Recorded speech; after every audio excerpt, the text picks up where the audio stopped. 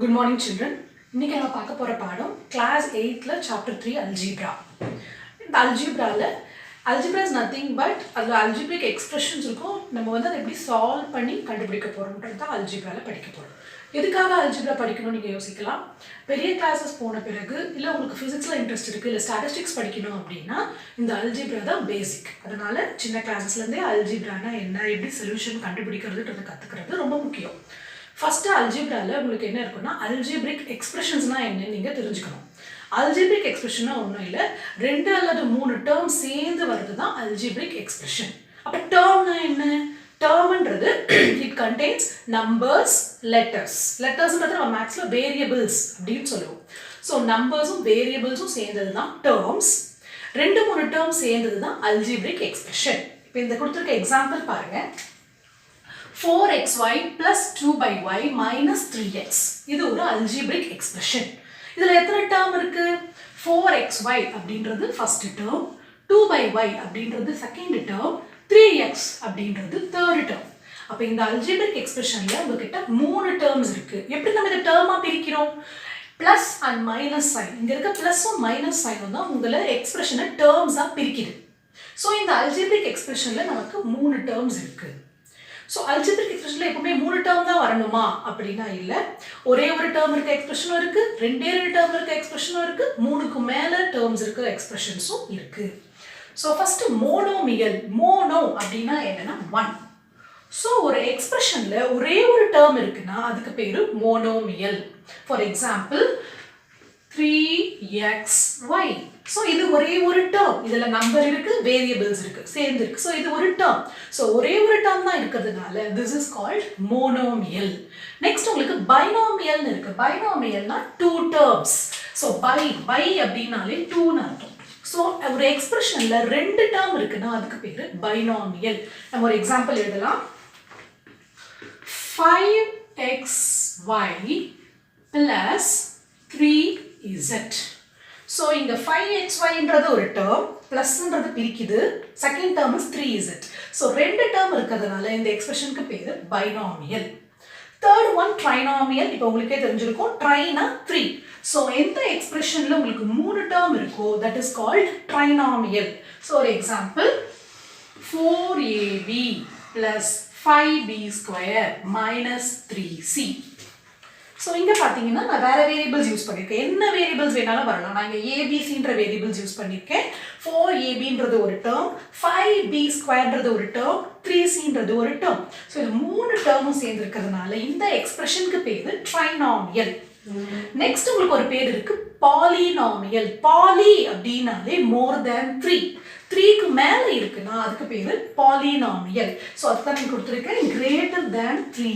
terms so நம்ம ஒரு polynomial எழுதலாம் 5xy plus 2x square minus 3y square plus 4z so இதுல எத்தனை terms இருக்கு பாருங்க 1 2 3 4 terms இருக்கு so it is called a polynomial so algebraic expression it contains different terms எல்லாம் சேர்ந்து வரது தான் ஒரு algebraic expression நமக்கு மூணு விதமா பிரிச்சிருக்கோம் monomial binomial and trinomial expression monomialன்றது ஒரு எக்ஸ்பிரஷன்ல ஒரே ஒரு டேர்ம் இருந்தா monomial ரெண்டு டேர்ம் இருந்தா binomial மூணு டேர்ம் இருந்தா trinomial அதுக்கு மேல இருந்தா polynomial உங்களுக்கு ஒரு பேசிக் டிஃபரன்ஸ் தெரிஞ்சிருக்கணும் algebraic expressionக்கும் polynomialக்கும் ஒரு சின்ன டிஃபரன்ஸ் இருக்கு அது என்னன்னு பாருங்க இப்போ இங்க கொடுத்திருக்க எக்ஸாம்பிள் வந்து algebraic expression அதாவது 3x power minus 2 plus 4 by 1 minus x minus 2z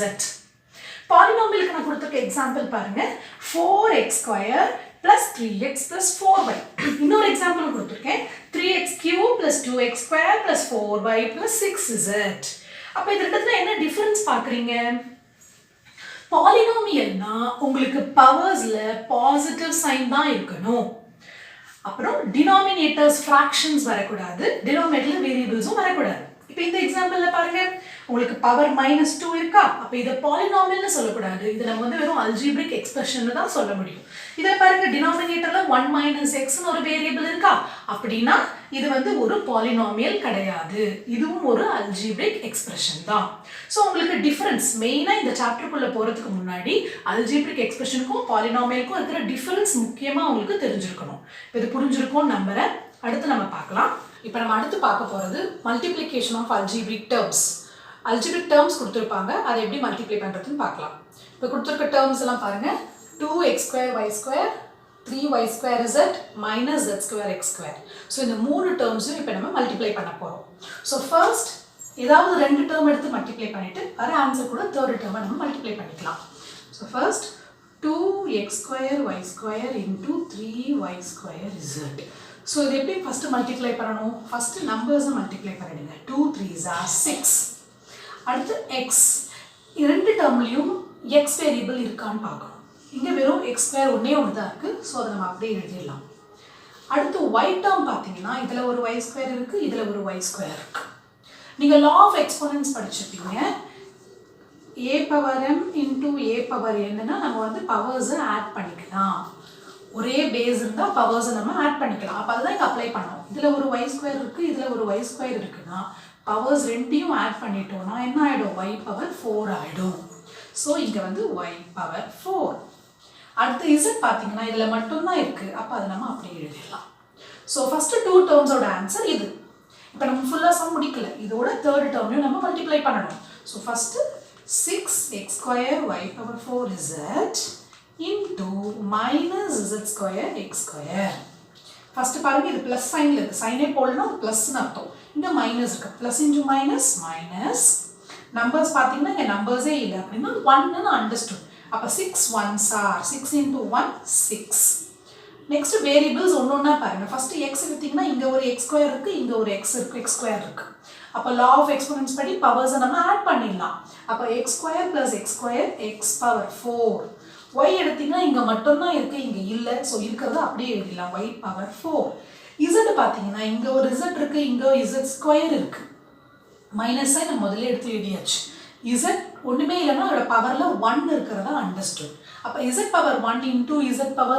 அப்போ பவர்ஸ் ஆட் பண்ணிங்கன்னா 1 + 2 3. So z3. இதுதான் இந்த சம்மோட ஆன்சர்.